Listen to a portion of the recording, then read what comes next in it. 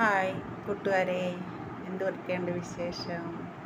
ഞാനൊരു ചെറിയൊരു അവിയൽ എന്ന് വെച്ചാൽ നമുക്ക് എളുപ്പം ഉണ്ടാക്കാൻ പറ്റാവുന്ന ഒരു അവിയൽ, കുക്കറിൽ തന്നെ എളുപ്പം. ഇപ്പോൾ തനിയെ താമസിക്കുന്നവർ, കുട്ടികൾക്ക്, അങ്ങനെയുള്ളവർക്കൊക്കെ, ഒറ്റയ്ക്ക് താമസിക്കുന്നവർക്കൊക്കെ ഉണ്ടാക്കാൻ പറ്റുന്ന ഒരു അവിയൽ.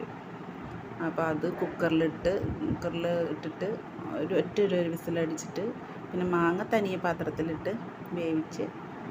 അപ്പോൾ ഞാനത് കാണിക്കാം. ഇപ്പോൾ ഇത് എൻ്റെ വീട്ടിലുണ്ടായ പൂക്കളാണ്, കുറച്ച് നാടൻ പൂക്കളൊക്കെ. എനിക്ക് നാടൻ പൂക്കളോട് ഭയങ്കര ഇഷ്ടമാണ്.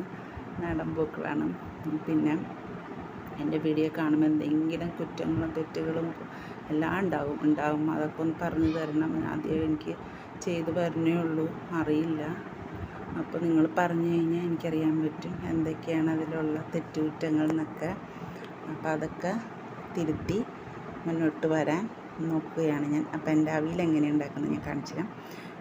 പിന്നെ എല്ലാ കഷ്ണവും എടുക്കാമല്ലോ. അപ്പോൾ എല്ലാ കഷ്ണങ്ങളും ഇട്ടിട്ട് മാങ്ങ ഒഴിച്ചിട്ട് കുക്കറിലിട്ട് ഒരൊറ്റൊരു വിസിൽ വേവിച്ചതാണ് ഇത്. എല്ലാ കഷ്ണങ്ങളും മഞ്ഞൾപ്പൊടി, മുളക് പൊടി ഒക്കെ ഇട്ട് വേവിച്ചത്. ഇത് ഉപ്പ് ഇട്ടുണ്ട് കേട്ടോ. ഇത് മാങ്ങ തനിയെ പാത്രത്തിൽ ഇട്ടിട്ട് ഈ കഷ്ണം അതിലേക്ക് അങ്ങ് ഇടും. ഇത് തേങ്ങയും ജീരകവും, ഒരു 2 പച്ചമുളക് അരച്ചത്. ഈ കഷ്ണം മാങ്ങയുടെ കൂടെ വേവിച്ചത് മാങ്ങയുടെ കൂടെ അതിലേക്ക് ഇട്ടു.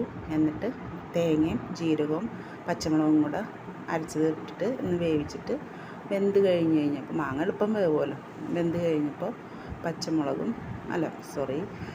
കറിവേപ്പിലയും പച്ച വെളിച്ചെണ്ണയും കൂടെ ഒഴിച്ചിട്ട് അടച്ചു വയ്ക്കും.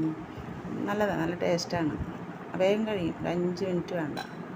തേങ്ങ ഒന്ന് അരച്ചിട്ട് വെള്ളം ചേർക്കണം, ഒരിത്തിരി വെള്ളം തളിച്ചാൽ മതി. എന്നിട്ട് ജീരകവും തേങ്ങയും കൂടെ അരച്ചിട്ട്